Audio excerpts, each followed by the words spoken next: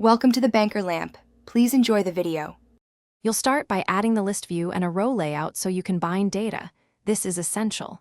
Open Activity Main. XML, drop a list view, give it an ID like at +ID/list view, and create list item. XML with a text view for each row. Once done, make sure your project uses the correct Android X imports and has Min SDK compatible with Listview. This accelerates later adapter work and avoids runtime inflation errors.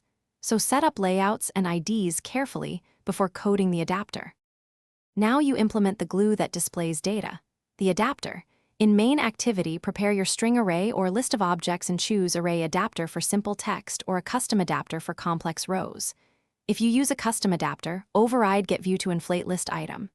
XML and bind views, this gives control over performance and appearance.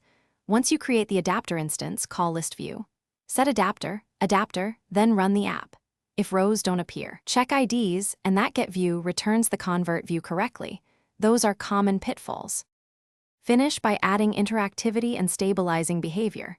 Implement set on item click listener to respond to taps and start activities or show dialogues. If data changes, alter the adapter's collection and call notify data set changed.